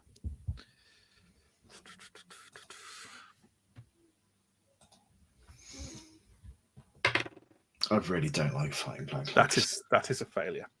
So Okay, so you that's hit an that actual black cloak. hit. That's an actual hit. Roll your Right, let's damage. hope for some good dice this time. That's not what I was hoping for. They do not wear very much armor, as the previous one showed you. Well, they're taking 6 damage through the armor. Oh. All right. That's a lot lower than you usually roll. Yeah, Yeah. that's a sad time. Pardon me. Yeah. Probably slightly put off by the fact that you just cleaved into your squire by accident. Your return swing catches one of the black cloaks in a collar and kind of lays open their collar, their like the flesh around their neck to the collarbone, but does not strike them down. As for the black cloaks, kind of in the background, they are fighting the large barbarian warrior who has definitely left one of them kind of like limping and bleeding, but does not seem to be faring too well against them. Okay. With the awareness that we still have Revelia and Ascarai to go, and please do leap in when you want them to go. I shouldn't. Well, I should do this because it's the rules, but like that they have not attacked yet. Oh shit! No, they haven't. No, they haven't. I'm fine if they don't want to, but I no. Thank you for reminding me. They should try. Yeah. Well, they're both going to strike at you. So make 2 defense rolls at -6, please. -6. Mm-hmm. Wonderful. So I need that involves some kind of maths. I need 7s. One of them is a 3, so that's a success. The other one is a 7, so that's also a success. And I'd like to use my 2-handed finesse, which is after a successful defense per turn, one of them pass a contested strong test to push them back out of melee combat range and do d6 damage to them. Okay. Are you doing this on the one you injured or the uninjured one? Let's do it on the uninjured one. Okay, so that's going to be a strong roll for you at +3. Strong modified by strong +3, so that's an 18 I need. That's a 13 I rolled, and then they're going to take d6 damage as they're pushed back, which is 6. Okay, not bad. Okay, and that was the uninjured one, right? Yes, the previously uninjured one. Previously uninjured one. Okay, and they are knocked out of engagement. There we go. Yeah. Okay. Thank you for mentioning it. Yeah. You after you cut the other one open at the collar, you kind of weave your sword back, and you don't quite manage to grapple into their fencing sword. It's too fast moving for that. But you basically just slam out with your fist and the hilt of your sword, and you don't really punch them so much as you kind of like ram the hilt half into their eye and kind of like push. And they just kind of stagger back, kind of like letting out a hiss of pain and like clutching at their eye, which has some blood. Kind of, you didn't puncture their eye or anything, but like you gouged it. Something rotten. Enthusiastic crowd control. Okay. Yeah. Can I have Revelia jump in before Theo? Is that all right? Yeah. So how many of these? The both of you are engaged with one black cloak now. Okay. So she is going to attack that black cloak, presumably with some flanking, right? Yes, she will get flanking. So she's... What's the modifier then? That's a good point. Yeah, I'm having to look at this stuff. It's been it feels like so long. +2 on the attack roll and +d4 to damage. Correct. So that will be an attack for her at -2 then, please. Lovely. Need a 13. Got a got a 20.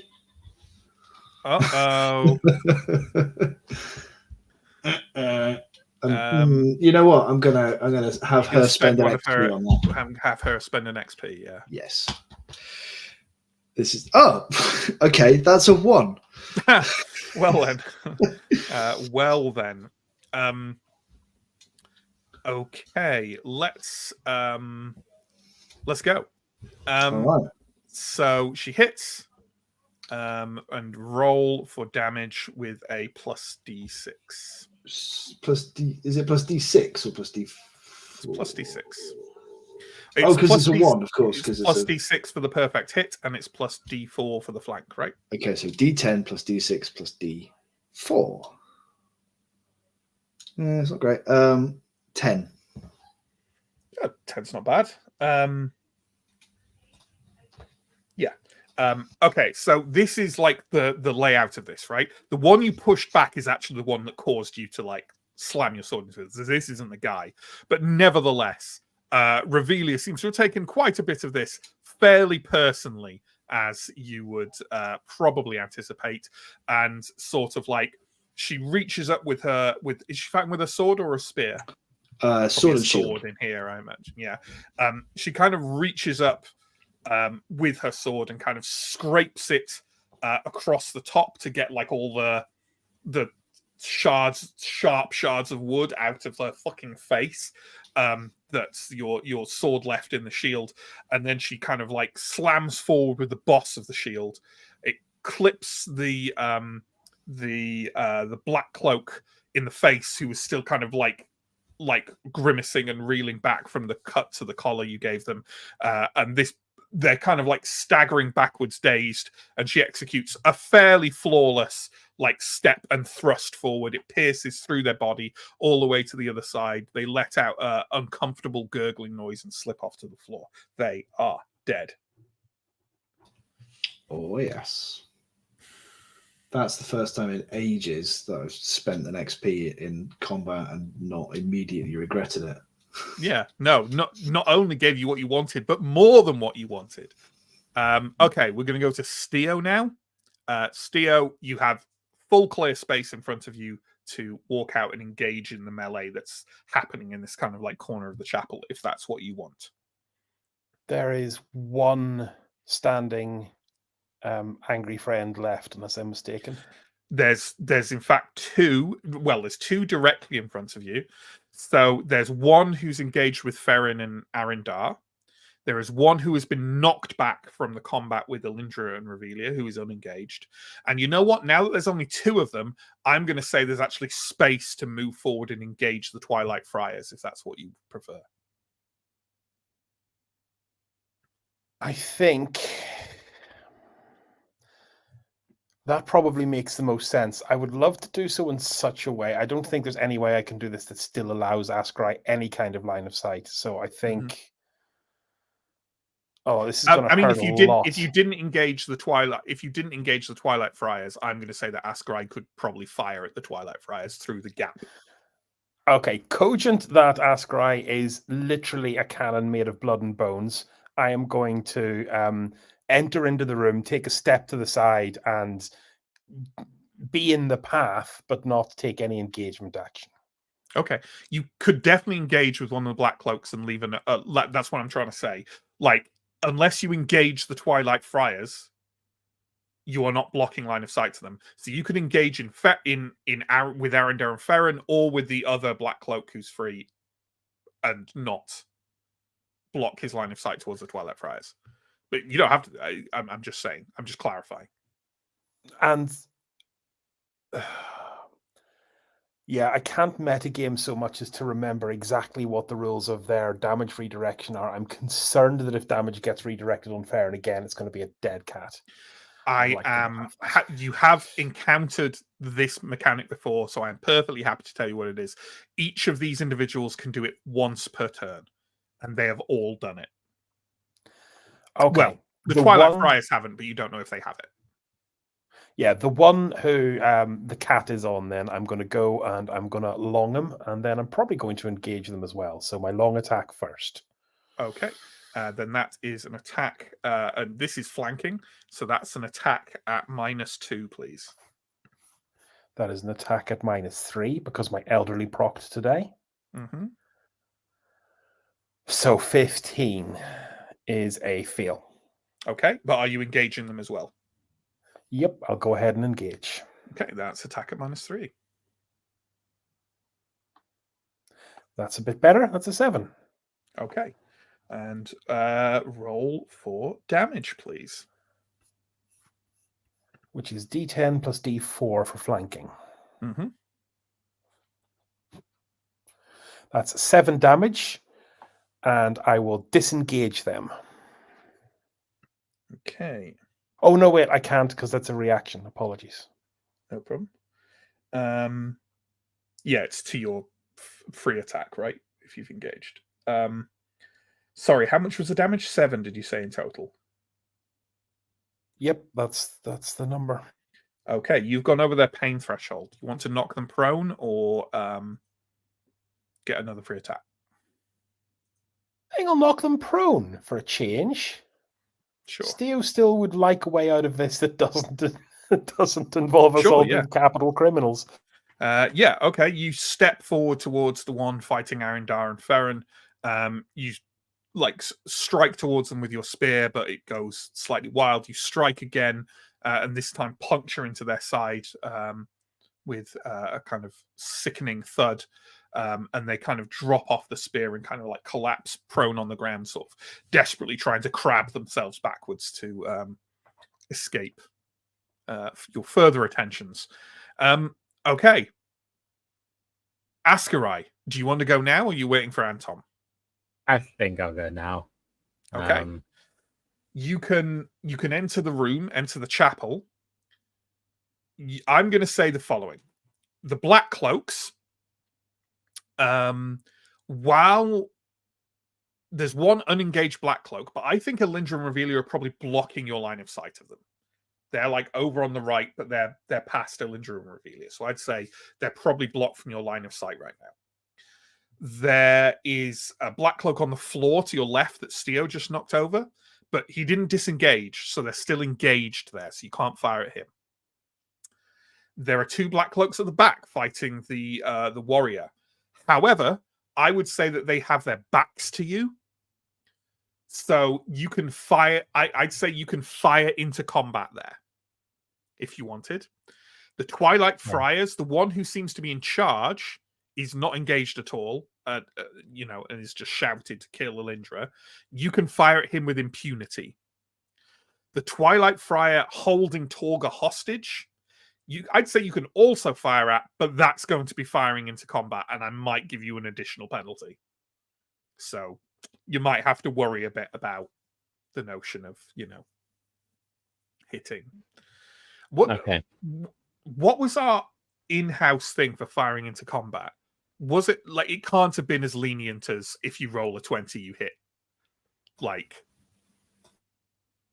I mean, I think we'd kind of said no firing into combat unless there's like a big size difference. And then it's if you roll a 20, you hit your friend. Yeah, or like a height advantage or whatever. Well, the reason I'm saying it in this is because I think you have the equivalent of a height advantage on the Black Cloaks fighting the warriors in the far thing, because they have their backs to you and like a flanking. Yeah, like a flanking thing. Yeah. But here's the thing. Here's what I'm going to say. Oh God, I want to quickly house rule this, but I can't think of how to do it. There's got to be like an in between of like. What about if he misses? Mm-hmm. Like we roll again for like the person that he doesn't want to hit. Yeah, that sounds right. I like that. So it's a bit like acrobatics, but it kicks in like if he misses his normal attack roll. Yeah. I think in any case that punishes him for being better at archery, though. Askarai's probably going to roll to hit the guy in charge, so it's largely irrelevant anyway. Yeah. Okay. Are you doing your double shot, or are you? Can you do your double shot? You have to be standing. You have to have not moved for that, right? Yes, I have to not move for the double shot, but I can do the armor piercing shot even if I've moved. So even though they have much armor, may as well do that. I'll also set him as my hunter's instinct target. And I now have Beast Law with a specialization in cultural beings, which I guess humans are. So that gives me a D4 as well. But first I have to try and hit him. Yeah. It's a -4. Okay. I get another try if I miss, but from hunter's instinct. That's 1 miss. That's 2 misses. So Wow. nope. Good reroll. I could reroll. I guess I'll reroll. Seems fun. You missed 3 times in a row. That is a 6, so that does hit. That does hit. Roll your copious handful of bow dice for damage, then, Okay. please. Roll your This- werewolf damage. Yeah. I feel like it's not that much compared to what Elindra's been doing now, but still.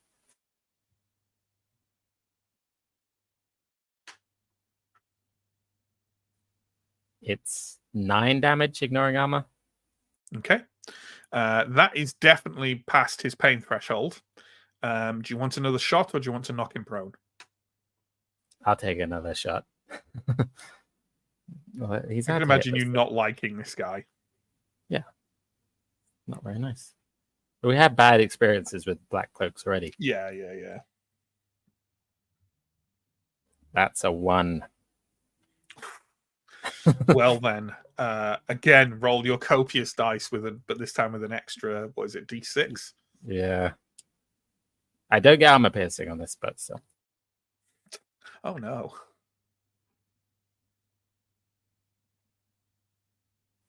That is 16. You got 9 on ignoring armor on your first one, right? Yeah. Okay. You fire. I mean, it was multiple. I think that'll settle as like your first arrow goes astray. Oh no, it's a re-roll, so it's only really ever 1 arrow you fire with that. So anyway, your first arrow goes through his throat, and like sort of transfixes his neck. And it isn't quite a kill shot, but he was probably going to die from that anyway. And then your second one takes him in the eye. And he like lets out a choking sound as the first arrow hits home. And as the second one does, he's gone instantly. And his head just tips back and he just like completely collapses on the floor. The other Twilight Friar kind of like looks around at him in shock and shouts, "Master Goldham!" And Master Goldham ain't replying. Okay. Good. What do you want Anton to do? I think Antom's gonna run forward and do his classic blessed shield. Mm-hmm. Let me double check. How he can put it on one other person as well? He can, yeah. Okay. I don't know. What do people think? But because I'm not Anton, between Revelia and Farron would probably be his choices. But I mean, could he put it on Torga? Yes, absolutely. True. Okay, yeah, that would makes be sense. Tactical. Would that be Great enough idea, to great idea. protect her? But Make Okay, that resolute yes. roll. That's 15 resolute. That doesn't mean anything. You're technically rolling Mike's dice. That's a 20. Of course it is. Yeah. I mean, technically take 1 corruption, but it won't matter unless he's churning through the mystic stuff. That's a shame, because that would have been a good idea, huh? Okay, let's Mike! go. Mike, god damn it. Let's go back to the beginning of a round here. And it's Ascarai again. No, it's and not. I moved back No, it's not. permanently. Move I that think we're Ascarai. doing. Yeah, we're going to refresh. Great. There we go. So it's the Twilight Friar left. She is going to remove an S off that initiative order, John.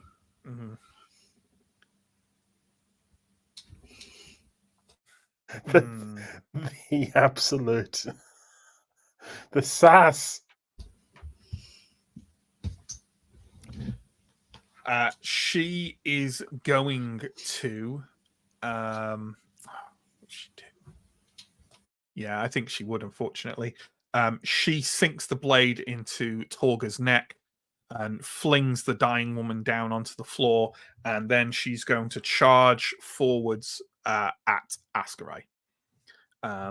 So Askarai, can you give me a defense roll at -4, please? Okay. Either 12. Are we saying that stabbing Torg is not a combat action? Yeah. But that's a fair point. I thought rules lowering might work both ways. That's a fair point.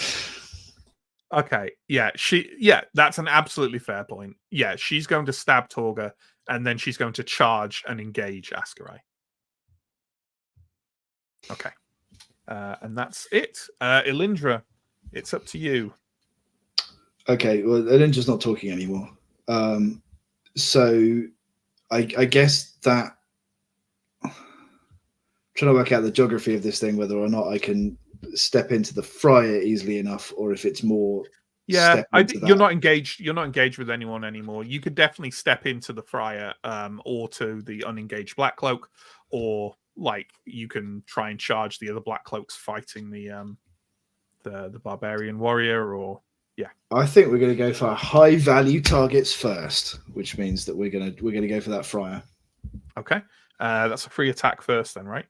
Yes. Actually, you know what? Give me a second. They've got some wazzy powers that the other one didn't get a chance to kick they off. They do. What's your resolute? Not enough. It's 11.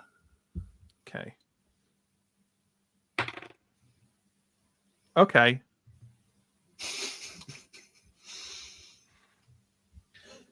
How are they going to manage this?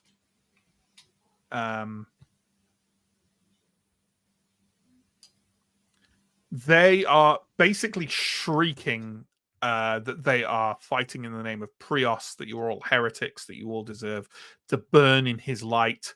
And it's up to you whether... Basically, they're forcing you to not attack them. You can still attack one of their allies. It's up to you how you feel that this would... that Elindra would be affected by this enough to do it. Would you be in any way, some part of your training, just like impressed with their fervent holiness, or would you like? I don't know. So they're essentially making some kind of battle persuasion. It's exactly that. Yes. Right. It's called dominate, and it's yeah. Okay. I think Elindra might be receptive to that. You know. Yeah, I think she's kind of in both camps here. Like there's definitely a part of her that still has some kind of respect and awe for the structures of the church. You saw her as a high priority target, but maybe that also means is why I'm going to leave her. Maybe you want to leave her alive for some, like maybe there's a rationale there or whatever. In that case, do you want to take an attack on one of her allies, which you're welcome? As in the black cloaks. Yeah, you're free to engage them instead. And also, does this evoke any like role play changes? Like, do you feel like Elindra might shout to try and keep her alive, or indeed try and stop the fight? Like, it's entirely up to you. She seems pretty difficult right now to stop her fighting. I'll say that. Yeah, but I don't. But I don't know that Elindra's going to be as far as motivated about trying to protect her in any way. She just killed the person that runs this church. Yeah. And I'm kind of holding like both churches in like equal priority here. So is it basically more like a kind of like might be bad luck to cut down someone who's shrieking Prios's name? Yeah, I think Elindra probably won't analyze it too much in the moment. I think she'll just be like, the Black Cloak. Sure. So are you re-engaging the Black Cloak you knocked backwards? Is that the idea? Yeah, let's do that. Let's step forward and finish that one. Well then, go ahead and make an attack at them at a -4, please, for your free attack. -4. That is a success. Okay. They are currently non-engaged with anyone else, so their master acrobatics does shit all. If you could roll your damage for them, please. Yep, that's D12, D4 plus 1. Oh boy. 14. Okay, yeah. So the black cloak who you knock backwards, as I say, they've got blood streaming from the eye that you gouged, and they kind of charge back in at you, clearly also enraged by the death of this Galdam. And you put your sword through their throat. Like they're not thinking straight. You knock their blade aside and thrust. That's all it takes. They're dead. So what's that? 3 black cloaks down? Yes. And another one, and the other one who's actually fighting you all is literally down as well as prone. So there we go. Farron, what's Farron doing? A quick check. Did this one's poison damage proc? Ooh, it did. It didn't originally. So thank you for letting me know. They definitely look green around the gills, but they're not dead. Aaron wouldn't attack a prone man, but Farron probably would. I will. I know you don't like to metagame. I will definitely say to you that this individual, prone or not, is still engaged with the 3 of you. But also, you can probably tank a hit from Farron. Yeah, that's why I'm happy Farron's at the front of the initiative. Yeah, sure. Yeah, Farron is going to do the cat thing of jumping on the prey for a kill. Okay. I think our informal rule for hitting prone people is that it's at like it's the same as flanking, but they're also flanked, so it doesn't matter. Cool. So go ahead and just give me an attack at a -2 for Farron, please. -2, target of 9. That's a hit. Okay. And they will try and redirect Farron onto someone else. Yeah. Because why wouldn't they? Roll against quick. That's a fail. Cool. That is 5 damage. Yeah. The black cloak lets out a coughing shriek as Farron finds the throat and worries it horribly. He's gurgling and dying on the floor as your pet gnaws at the flesh of his throat and trachea. You're probably fine with that, you monster. Arendar, it's your turn. So is it just the Twilight Friar and the 2 black cloaks that are facing the warrior? Correct.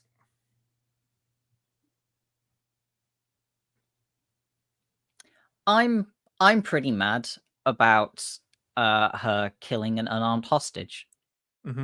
So I think I will step forward and engage the Twilight Friar. Absolutely. That's going to be a flanking one as well. So make an attack her at a -2, please. -2, target of 14. Oh, hang on. Definitely a hit. Hold on, hang on. I just want to double check something because I think there's no...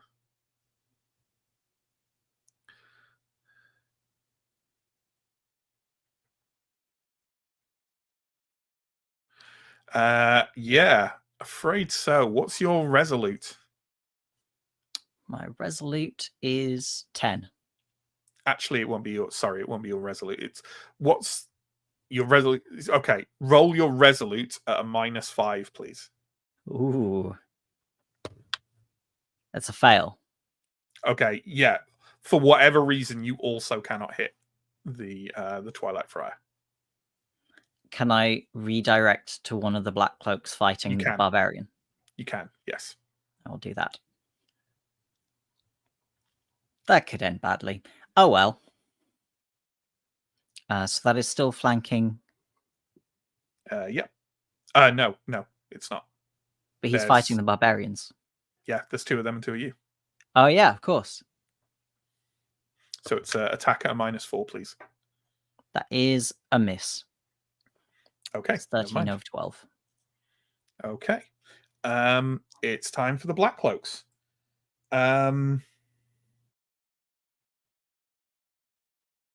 Yeah.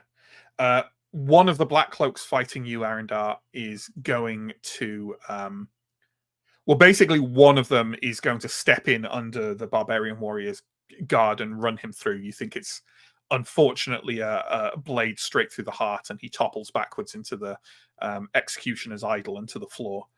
The other one is going to attack you. Can I just double check? Was that I have bodyguard? Is that like a set NPC interaction, or would I be able to step in and do a bodyguard action? I mean, I didn't roll for it, if that's what you're asking. Sure. No, you just ran up. You don't. I'd rather leave it as it is, I think. Yeah, I'm fine with that. The other one is going to attack you. So Okay. Can you make a defense roll, please, at a -6? I am. Actually, sorry. Before you do that, can you make a vigilant roll at -6? Okay, so that's a 1 or nothing, which is no. Okay. Defense at -6, Mm-hmm. which is a pass. Okay. And you get your post, right? Mm-hmm. Okay, go ahead. -4. That is a hit. Okay, what's your damage? 12, 8. 8. 8 damage. Okay. Yeah, the Black Cloak basically realizes that you are also a fencer and engages you with their fencing blade. They feint towards you and like almost kind of catch you off guard and leave you in quite a vulnerable position, like just kind of slid down to one side. Or at least that's what they think. But then you whip away their blade and kind of knock their blade to one side with your free. You use a dueling dagger, right? Yep. You basically grip their fencing blade in the hilt of your dagger and swing round to like bring them round slightly to one side and slide your fencing sword up through the armpits of their leather armor. A clean strike. They're probably dead before they hit the floor. And that's all for the Black Cloaks. Revelia. What's Revelia going to do? Given that you didn't engage the Twilight Friar. That was all 6 Black Cloaks? No, there's one still alive who just cut down the Barbarian Warrior. Okay.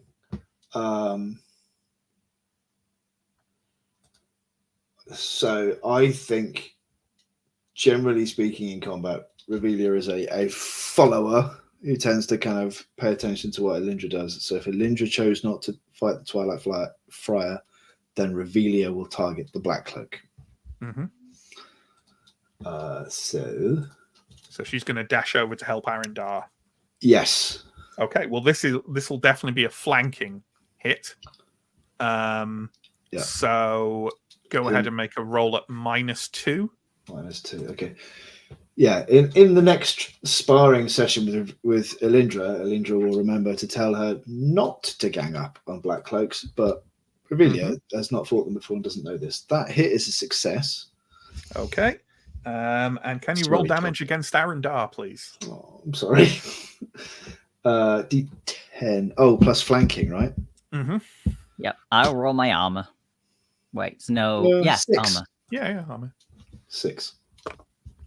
I rolled 7 armor. Okay. No harm, no foul. Teamwork. Yeah. Revelia's sword like crunches like, but mostly the flat into your side. It kind of knocks the wind out of you a bit. But do you do or say anything in response? I think Sorry. No. I like to think that because Aaron is also a user of acrobatics, that maybe he went into this sort of like, well, if I was the Black Cloak, that's how I deflect. So he kind of and like, you saw it clear as day. Like Revelia went in for the strike, the Black Cloak kind of wheeled and kind of grabbed at her, not sleeve, I suppose, because if she's wearing armor, it's like tighter, but like at the material along her hand between like any chainmail or anything like that, and just dragged the blade out. But fortunately, it just kind of smacked along Arendar's side. Stia, what about yourself? obviously everyone is going to have to roll to try and hit if they want to be able to engage the Twilight Friar. You could engage the other Black Cloak that's alive, or again, like, they're pretty devastated now. Like, I don't know whether anyone wants to like end this rather than like, or at least kind of try or whatever, I would love to take the diplomatic way out of here. Unfortunately, I found an excuse to use a skill I sunk like 15 points into, and I've had a chance to use maybe once since the start of this campaign. So menacingly, Steo is basically going to march towards the remaining Twilight Flyer and take his long attack. Okay, can you explain what's before I like put you through the dominate thing? Is this your steadfast? Is that what you've got? Steadfast at adept can make a second attempt on strong or resolute checks to escape from an ongoing physical or supernatural impediment. Yeah.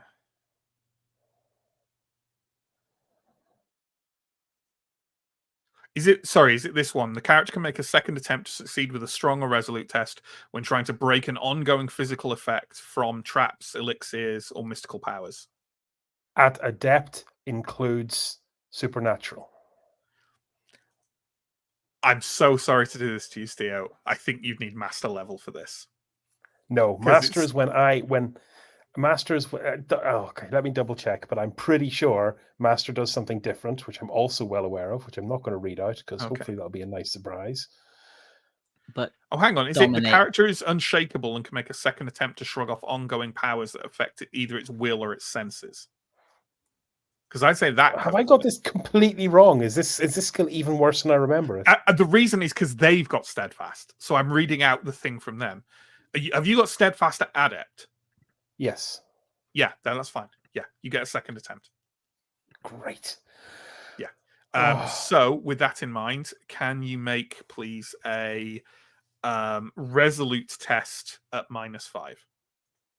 I have to roll 5 or under, but I get 2 chances. Mm-hmm. First chance was a 3. Yeah, you can hit her. Taking your long attack first? Yes, please. Okay, then that is an attack at -2, please, because she's flanked. That's a success. Okay, roll for damage. So that's D10 plus D4, yeah? Yeah, for flanking, yeah. That's 11 total damage. 11 total damage. Okay, so that is reduced to that, which is reduced to that. That is past her pain threshold. Do you want to take another free attack? I will indeed. Or knock her prone. Yeah, do you know what? Let's go for the mercy play. Steel did enter this combat hoping to disengage it. So okay. You thrust quite deeply into her back, not enough to kill her, but certainly enough to make her shriek and her fingers kind of spasm as she drops her blade. She collapses to the ground. Steo, do you want to take the rest of your action to like restrain her in some fashion rather than continuing the fight? Cuff her, please. If she has a weapon, I will kick it away. Yeah, you kick away honestly, the state she's in, what you just stabbed her in the back. If you just put a foot on her, you're a big guy, she ain't moving. Is that the kind of thing you want to do, or do you want to aim your spear at her throat, or what do you want to do? I think I'll hold the spear in a threatening manner, but my weight will be on my foot, which will probably be on her torso or something. Yeah. She isn't going anywhere. She kind of like the Black Cloak you're fighting, Arindar and Revelia, sort of looks past you in kind of confusion and sort of backs away into the alcove, kind of like whipping his blade around in like a defensive pattern in front of you, and a kind of silence descends over the chapel, broken only by the Twilight Friar on the floor, pinned under Steo's foot, shrieking that you're all going to burn in Prios wrath. And I think we'll end the session there, folks. Lovely stuff. If anyone out there has any comments or questions, please throw them into chat and we will address them after I do a bit of the old promo nonsense. Check down below the video. You'll find a number of links. Links to Discord, to Patreon, to our social media, to our merch store, all kinds of lovely places. We run a bunch of things on a weekly or fortnightly basis at the moment. Mondays is alternating between We Deal in Lead and Warhammer, and then pretty soon it's gonna those are gonna give way for Call of Cthulhu from Johnny. Wednesdays is Symbaroum. Thursdays is fortnightly Yellow King, and tomorrow is the fortnightly On. It's going to be our episode 2 of the Yellow King, kind of alternate history, reality warping, cosmic horror set in 1895 Paris. We had a lot of fun with the first session, so tune in tomorrow if you want to see more of that. We also run one-shots on a more or less monthly basis. The recent one was Cloud Empress. That was this last Sunday. That video is still up and around on both of the sites. Check it out. We haven't got any other one-shots scheduled at the moment, but I'm sure that will happen sooner rather than later. Okay, what have we got, John? Ranadandra, please make a little disguise for Farron. What's Farron's little disguise, John?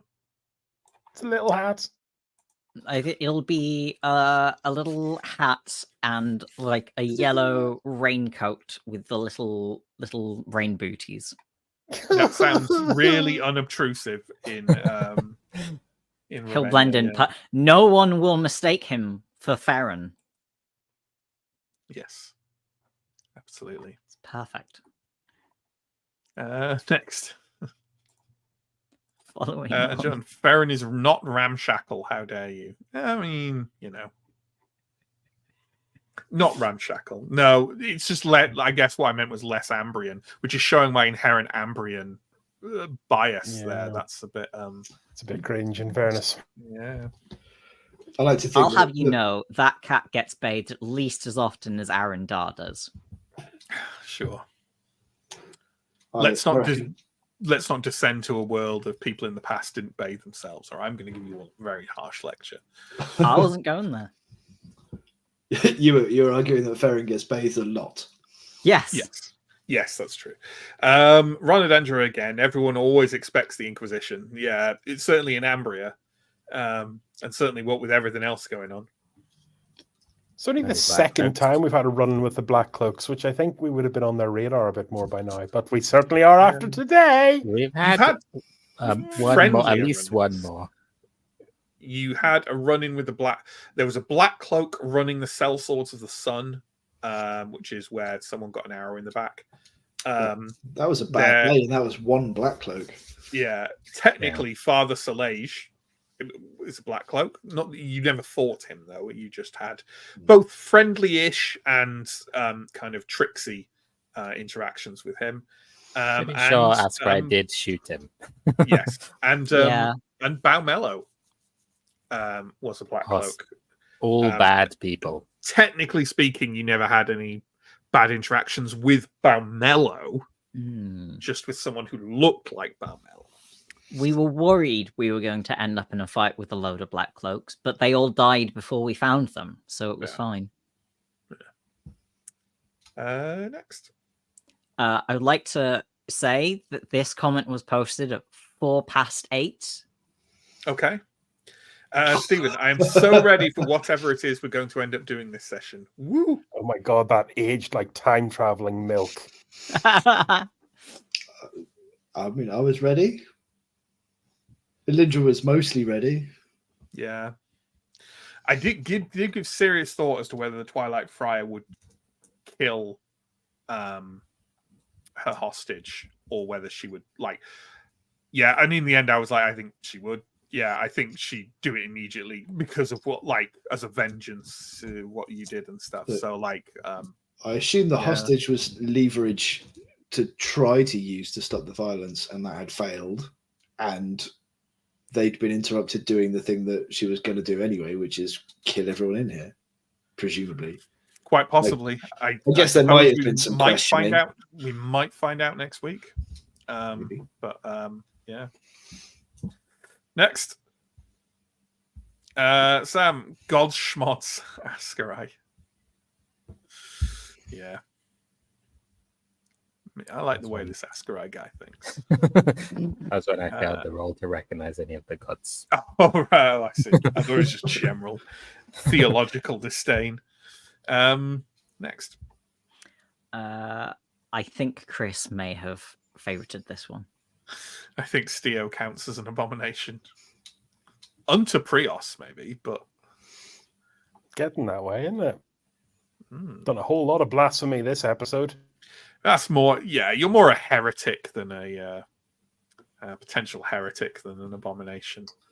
Yeah, it's a bit of light heresy between friends. That's how I think of you. Next. That's it. Grand. Okay. Thank you so much. Lovely session. Been a while since we've done some combat, isn't it? But there we go. We'll be back next week with more Symbaroum. Until then, thank you to you all, including my lovely players. Take care, stay safe, and we'll see you soon.